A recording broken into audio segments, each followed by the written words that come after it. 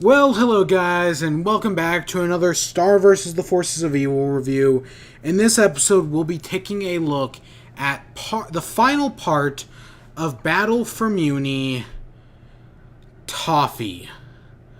Okay, before we get started here, I want to say, I like this episode.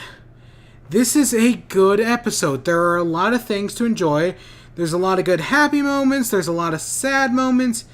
It does a lot of things really well.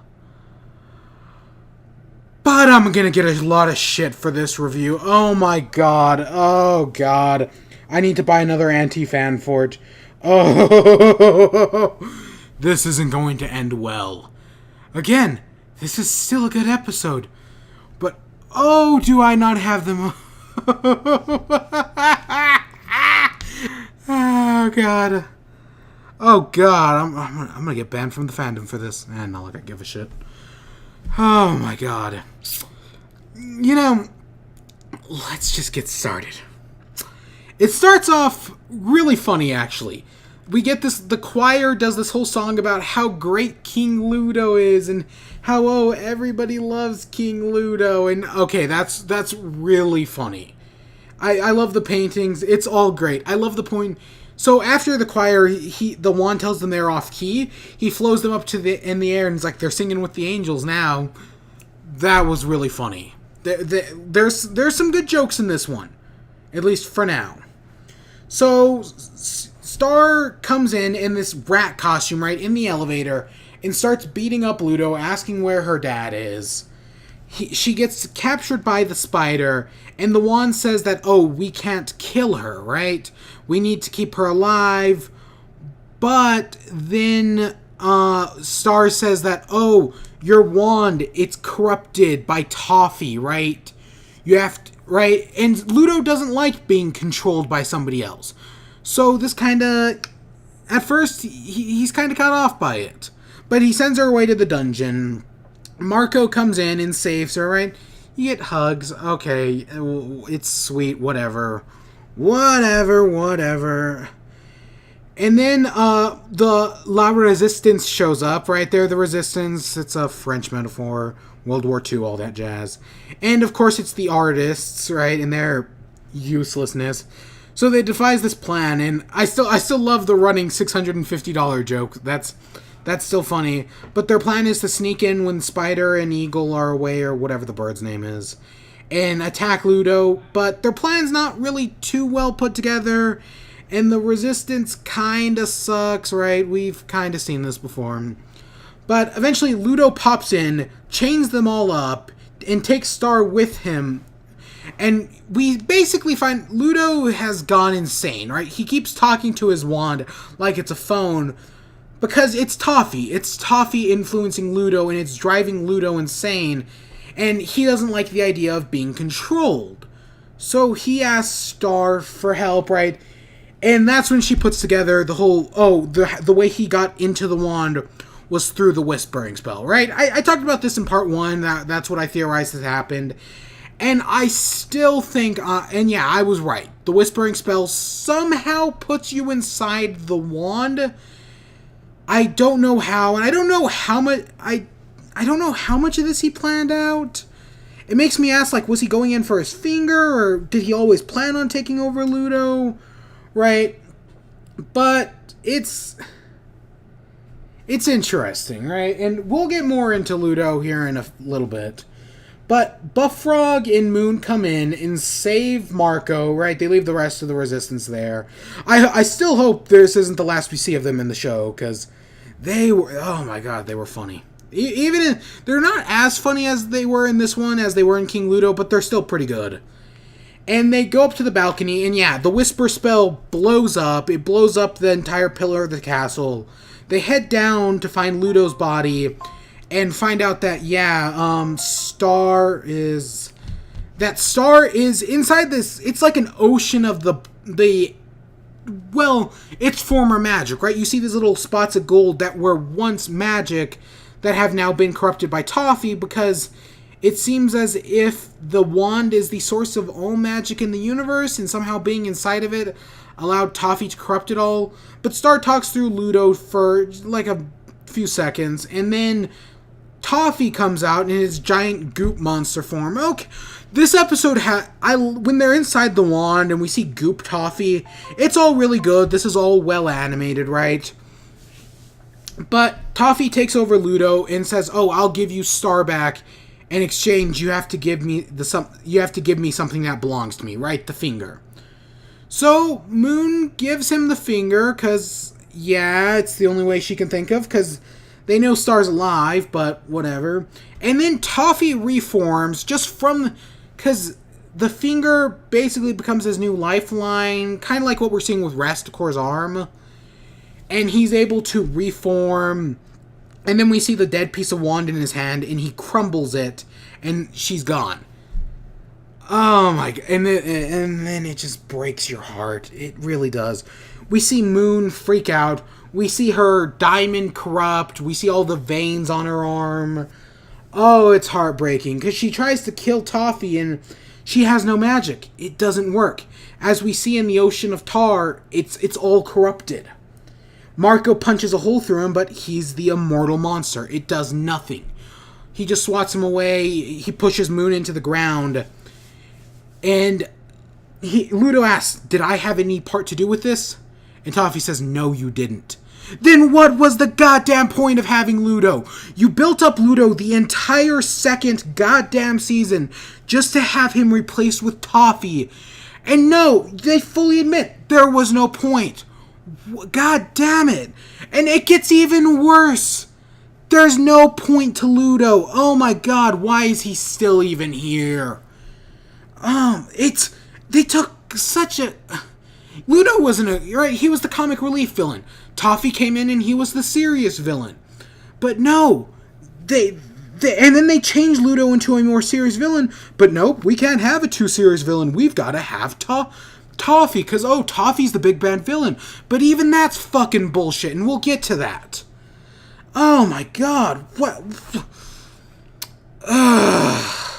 God, And, this isn't even really a problem with the episode. Well, it is. But it's more of a problem with everything the show has set up to this point. And it'll continue. So we cut back into the wand, and we see Star, and she's trying to get the last speck of magic, right? She keeps trying to swim towards it. It goes out before she can get to it. She swims down. It looks like she drowns, right? We cut back to Moon, and we see the last ounce of hope. She's trying to put the wand together, hoping that maybe it'll bring back Star. It's heartbreaking. It really is. Oh my god. You feel bad for Moon. But... Star... Oh god. It is heartbreaking, but we know Star is fine. There's no stakes. So then we see Star in Glossary. They're in nowheres, right? No one's ever been here before.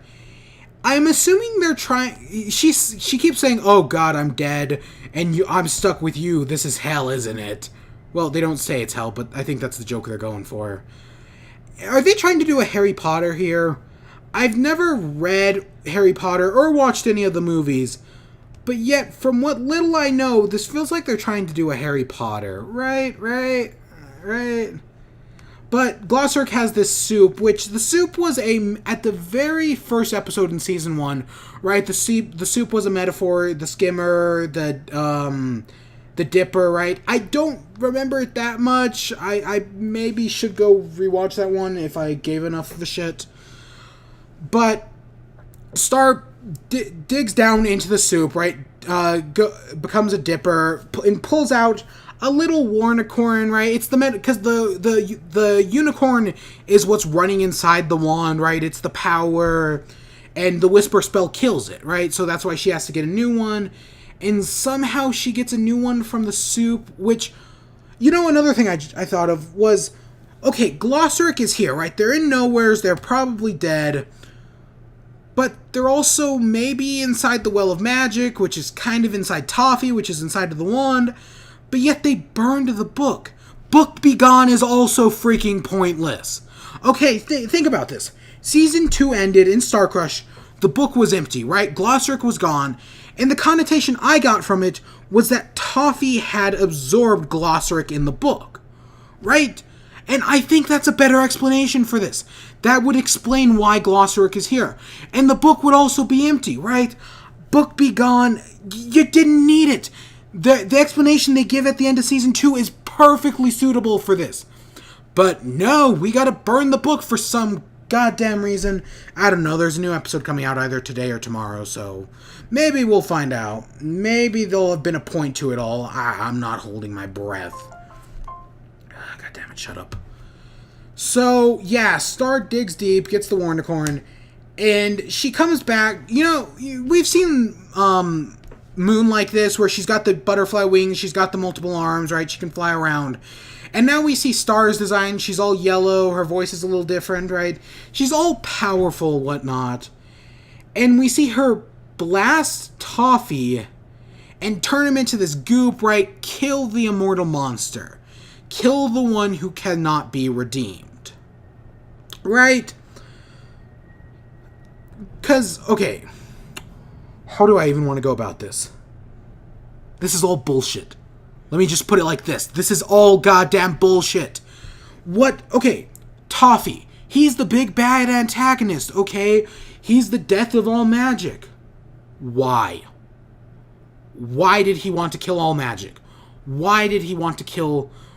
unless I'm forgetting something about the Season 1 finale, which is theoretically possible, all I remembered was that he hated magic. And if anything, I get that he hates magic from him losing the finger to the queen. But what's the goddamn point? Why does he hate magic? Does he have an... I think they're setting up that he has some sort of connection to Eclipsa. But still, he's... As far as... he was supposed to be this big, cool villain. Ludo was our fun, goofy villain. Toffee's the serious one. The kick-ass one. But why? Why does he hate all magic? Because he's a monster? That's not a good enough excuse for Buffrog. He's a monster. Nope, he can get along, right? You could say, well, he's set in his ways. Why? Why is he set in his ways? Toffee means nothing. Throughout these past few reviews, I've been saying, oh, I've been worried about something, right? This is it. I've been around the block. I knew Toffee was going to die. It was obvious. It was written all over the pudding.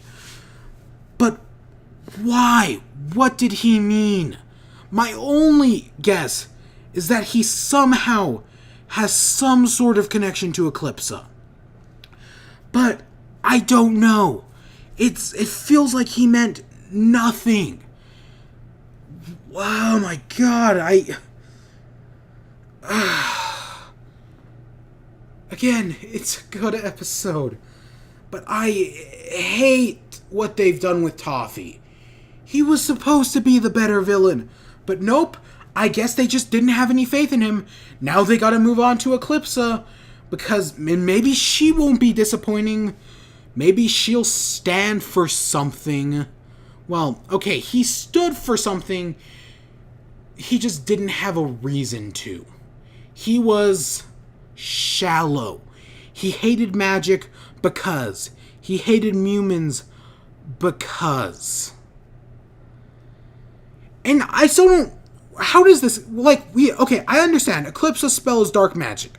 That makes sense why it'd kill Toffee. Star's using presumably light magic or some dribble like that. So why does this kill Toffee? Right... and then he's crawling out and he's like, oh, I make all the plans. I know what's going to happen. And then Ludo crushes him and it's like, okay. And then just to add insult to injury, Ludo's like, I need some time to think. Throw me back into the void. Why? Why? God damn it. Ludo, Ludo was the shallow villain. He was the goofy villain. And then they remade him as a serious villain who gets replaced, but in the process they made him far more interesting. But nope. Oh, we can't handle this. Let's just throw him back into the void, because who gives a shit? Oh my god. And then, River comes back, riding on the Eagles. Of course he's fine. Did you really expect anything else to happen? Of course River's going to be fine. That's exactly how this show has set it up. There are no stakes. Everyone's going to be fine.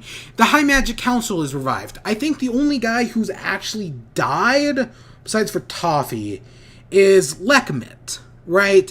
I don't think he's coming back. And then it ends, Moon goes up to Eclipse and is like, oh, thank God, she's not coming back. But then as she turns away, we see it crack. And that crack is proof that Toffee's dead, because the deal was, when your foe is killed, the crystal, right, I'll be free, right? The princess's deal. And that's where it ends. Ugh, God. And you know, now we go back on hiatus until November. That's what, how many months? Another 4 or 5? Who knows? Well, I think we have one more episode. Something about the book or something. Maybe how she get the spell book back, because we're returning to the status quo. That's the episode. Again, I think it's a fine episode. It's got your good moments. It's got your heartbreak. It's fine. It's just... It has all the points that prove that that everything they've built up, what does it mean? What does it stand for? Nothing. Overall, the whole Battle for Muni event, it's hit and miss for me. I liked the first 2 episodes, right? I thought the first 2 episodes, Return to Muni and Moon the Undaunted, were really good. Moon the Undaunted is my highlight of the entire thing. I really like that episode. Oh, it's one of my favorite in the entire show. And then Marco and the King and Book Begone were filler as far as I'm concerned. They have a few moments, but it's Book Begone's pointless. Well, Marco and the King is filler and pointless, and Book Begone is just kind of there. It's got a moment or two, but it's not enough to save it. Puddle Defenders is great, right? It's setting up future connections, and it's proving that, oh yeah, right, we can overcome racism and all this jazz, and I like it. I'm biased towards it, but whatever.